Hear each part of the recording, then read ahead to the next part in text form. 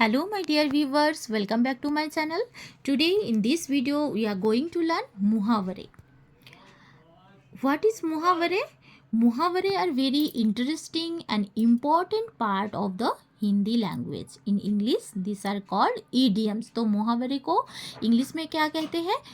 Idioms. Okay, तो परिभाषा देख लेते हैं. मुहावरा ऐसे शब्दों का समूह होता है जिसका शाब्दिक अर्थ ना लेकर उसका भावार्थ समझा जाता है. That means idiom is a group of such words whose meaning is understood rather than their literal meaning. Okay, तो जिसका शाब्दिक अर्थ ना लेकर उसका भावार्थ समझा जाता है. ये वाक्यांश भाषा को प्रभावशाली, संक्षिप्त और रोचक बनाते हैं. तो मुहावरे क्या करते हैं? भाषा को प्रभावशाली, संक्षिप्त और रोचक बनाते हैं.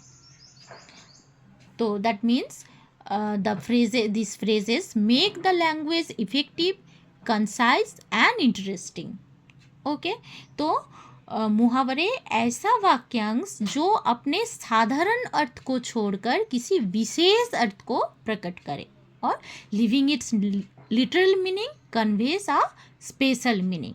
ओके, तो और देखते हैं भाषा को आकर्षक एवं प्रभावशाली बनाने के लिए जिस वाक्यांश का हम प्रयोग करते हैं उसे हम मुहावरे कहते हैं.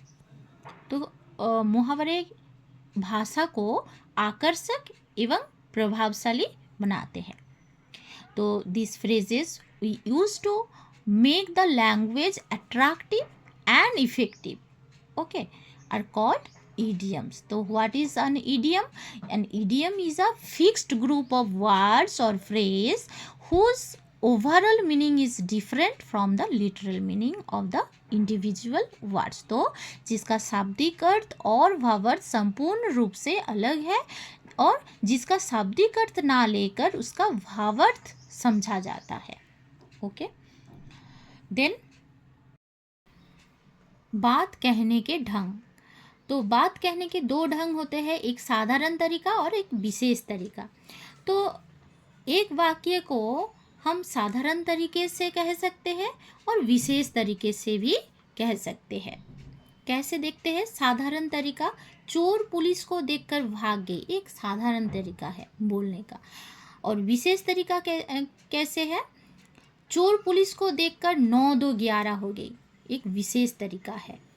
और उदाहरण देखते हैं. बच्चों ने शोर मचाकर सबको परेशान कर दिया, एक साधारण तरीका है.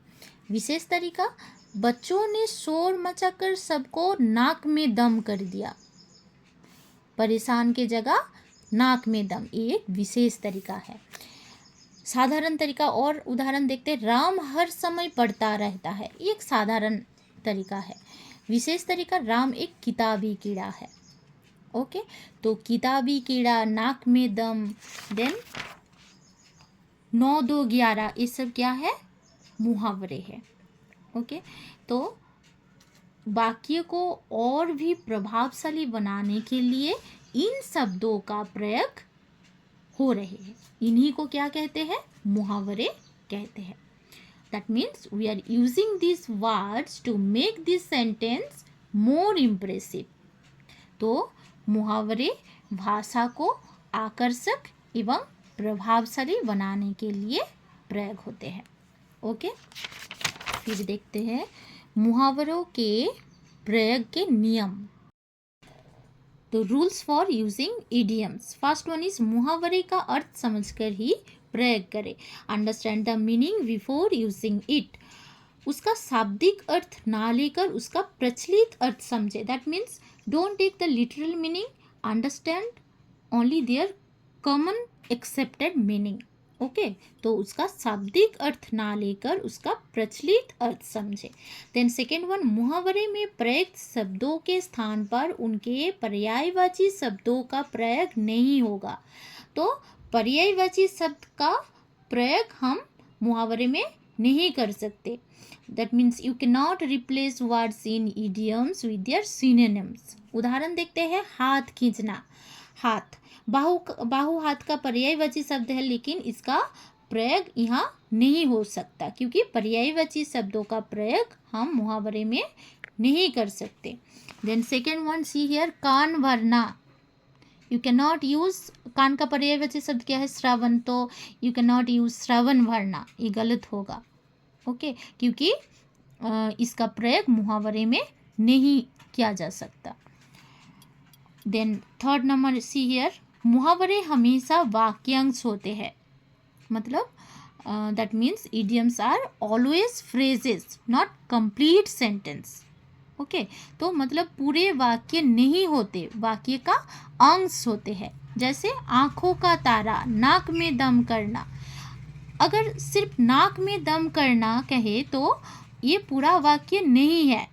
ये तभी पूरा अर्थ देगा जब इसको किसी वाक्य में प्रयोग किया जाए। ओके, तो मुहावरे हमेशा वाक्यांश होते हैं, पूरा वाक्य नहीं होते। Now let's see some मुहावरे and how to use in sentences. See here, मुहावरे और वाक्य प्रयोग। फर्स्ट वन इज नाक काटना। नाक काटना मतलब ये नहीं कि कोई किसी का नाक काट दिया, इसका मतलब है कि अपमानित करना और humiliating. How to use in sentence, see here, उसने ऐसा काम किया कि पूरे गांव की नाक काट दी। तो नाक काटना का मतलब क्या है? अपमानित करना। देन सेकेंड वन, दम निकालना। दम निकालना मतलब क्या है? बहुत थक जाना, और टू बी वेरी टायर्ड। तो वाक्य में कैसे होगा? आज तो ऑफिस का काम करके दम ही निकल गया, मतलब बहुत थक गया। ओके, देन और देखते हैं उदाहरण। आसमान सिर पर उठा लेना मतलब क्या है? बहुत शोर करना, makes a lot of noise. तो बच्चे रोने लगे तो उसने आसमान सिर पर उठा लिया। तो आसमान सिर पर उठा लेना मतलब क्या है? बहुत शोर करना। देन फोर्थ वन, आंखों का तारा। आंखों का तारा मतलब क्या है? बहुत प्यारा व्यक्ति, और someone who is very precious. तो वाक्य में कैसे होगा? रवि उस अपने माँ बाप की आंखों का तारा है। तो आंखों का तारा मतलब क्या है? बहुत प्यारा व्यक्ति। देन नेक्स्ट वन, दाल में कुछ काला होना मतलब क्या है? समथिंग वेंट रॉन्ग, और कोई गड़बड़ होना। दाल में कुछ काला होना मतलब क्या है? कोई गड़बड़ होना। तो वाक्य में कैसे होगा? उसके व्यवहार से लगता है कि दाल में कुछ काला है। ओके, देन नेक्स्ट वन, कान में तेल डालकर सोना। इसका मतलब ये नहीं कि कोई कान में तेल डालकर सो गया। इसका मतलब ये है कि सब कुछ अनदेखा करना। कान में तेल डालकर सोना मतलब क्या है? सब कुछ अनदेखा करना, और ignore everything. How to use in sentence, पड़ोस में चोरी हो गई और वह कान में तेल डालकर सोया है। ओके, देन नेक्स्ट वन, आसमान से गिरना। आसमान से गिरना मतलब क्या है? बहुत चौंक जाना, और टू बी एक्सट्रीमली शॉक्ड और surprised. How to use in sentence, see here, जब उसने ये खबर सुनी तो वह आसमान से गिर पड़ा।